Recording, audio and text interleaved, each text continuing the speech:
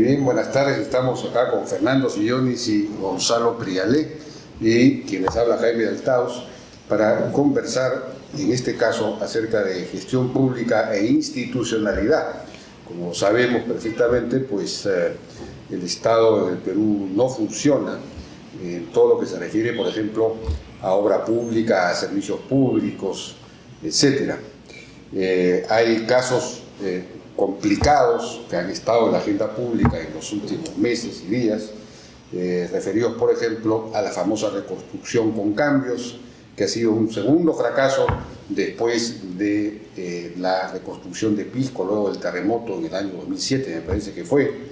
El caso de las incubadoras en los hospitales, que ha demostrado pues, la incapacidad en ese caso de los hospitales manejados por los gobiernos regionales de atender estas cosas. El tema de Tía María, que también ha reflejado un fracaso clamoroso del Estado en manejar un proceso de inversión, en crear las condiciones para la inversión. Entonces, aquí, por lo menos a mi juicio, hay dos o tres grandes temas. Uno es que el sistema de contrataciones en el Perú no funciona, es complicadísimo, genera corrupción. Esto se ve alimentado por la Contraloría, que es una fuente de temor y el hecho de que los funcionarios no tomen decisiones. En fin, de eso podemos hablar. La famosa lucha contra la corrupción también ha tenido un efecto en esto. En fin, hay una serie de temas, yo quería dejarlo ahí porque me imagino que Gonzalo tiene otras ideas sobre esto. Claro, yo agregaría que la verdad hay una cierta confusión. La gestión no son las normas. Las normas que dictan los gobiernos no solucionan los problemas. Tal como, por ejemplo, una nueva constitución no cambia las cosas y más bien puede ser muy traumática. Comúnmente los políticos, por su parte, proponen cambios radicales de la letra de la Constitución, como si eso fuera a transformar el país en otra cosa, o los funcionarios de turno dictan normas de última generación que en la práctica tampoco funcionan, porque la gestión es el proceso para lograr resultados. Y esto no ocurre por el temor de los funcionarios a tomar decisiones y porque los líderes del sector público no se sientan responsables de los resultados. Hay una especie de distancia respecto a la ejecución, como si, no quiero tocar nada de aspectos personales, pero es como si el ministro pensara que está en su torre de marfil y lo que ocurre debajo no es su responsabilidad. Creo que eso no ayuda a que tengamos una gestión pública que conduzca a progreso, resultados, calidad de vida. Bueno, el tema es muy relevante porque efectivamente, qué frustración, ¿no es verdad? Lo que sentimos los peruanos por la fallida reconstrucción de la infraestructura dañada por el Niño Costero, qué frustración sentimos por el tema de las incubadoras malogradas. No obstante, hay que identificar los casos de éxito institucional que tenemos los peruanos el día de hoy, que convive con esta institucionalidad fallida que comentaron Jaime y Gonzalo. Y me refiero, por ejemplo, a la institución que llevó a cabo los exitosísimos Juegos Panamericanos Lima 2019. Esa es una. Y otra, de la que se habla poco, pero que en realidad es un ejemplo de institucionalidad eficiente, que es el Banco Central de Reserva. Entonces, lo que tenemos que hacer es ver qué cosa diferencia a esas dos instituciones exitosas de este gran número de instituciones fallidas que tenemos, ¿no? Y si algo caracteriza a las dos exitosas es su profesionalismo, su despolitización, su continuidad, ¿no? La aplicación de la meritocracia. Entonces por ahí está la solución, ¿no? Ahí donde hay alternancia, politiquería, poco profesionalismo y clientelismo político, ahí fallamos. Y ahí donde hay permanencia, estabilidad, meritocracia y autonomía, tenemos éxito. Entonces yo creo que tenemos una esperanza, ¿no? Que es replicar los casos de éxito institucional que tenemos en este momento en el Perú. Una autonomía, digamos, profesional, técnica, ¿no? porque el otro caso de autonomía que no es positivo ha sido el proceso de descentralización en el Perú, en donde efectivamente lo que hemos creado son un conjunto de feudos que deciden por sí y ante sí, con poco control y poca rectoría de parte del Estado central, el gobierno central, que ha perdido facultades, que ha perdido autoridad. Entonces hay que revisar el proceso de descentralización, eso es fundamental. Y esto se agrava o se agrega el hecho de que ya no hay un sistema de partidos políticos, y entonces el alcalde, el gobernador regional, o el gobernador regional no pertenecen a ningún partido político, sino a su propio movimiento, no responden a nadie, a ninguna estructura de nivel nacional, no tienen conexión con el Congreso, en fin, son deficiencias muy serias del sistema institucional peruano, ¿no? Y respecto de lo otro que mencionabas, el tema de la meritocracia, que es fundamental, estoy de acuerdo contigo.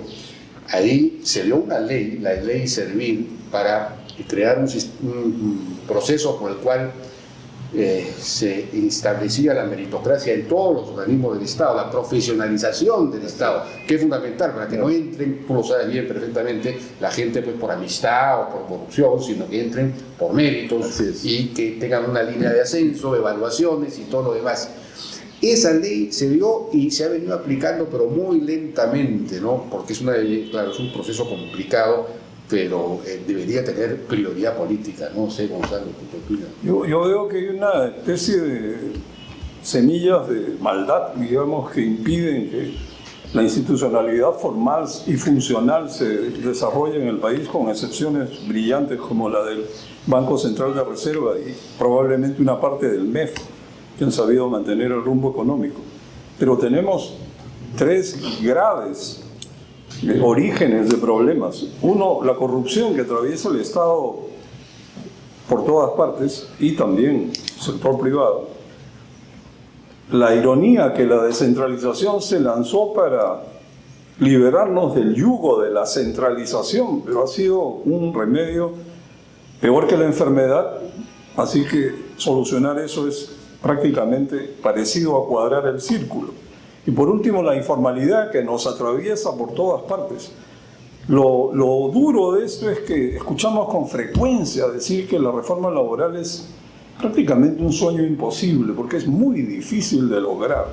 Tenemos líderes políticos que cuando no pueden o no saben qué hacer respecto a temas cruciales dicen que esto es muy difícil, no tiene solución o tomaría pues más de 5 años, que es la mejor forma de librarse de las responsabilidades. Yo me pregunto para qué participan en elecciones si no estás dispuesto a enfrentar los problemas. Y yo creo que a todo esto subyace una institucionalidad informal que es idiosincrática. No tiene códigos escritos, es espontánea, es autoimpuesta, y es la del policía que recibe una dádiva para no poner una multa, la del profesor que vende un examen, la del congresista que contrata a sus parientes, ese tipo de informalidad que nos atraviesa los poros. Y eso se corrige con sanciones y en las aulas y en los hogares. Ese es un reto que tenemos los peruanos por delante. Ojalá logremos enfrentarlo en la próxima ocasión. Bueno, vaya que es relevante el tema.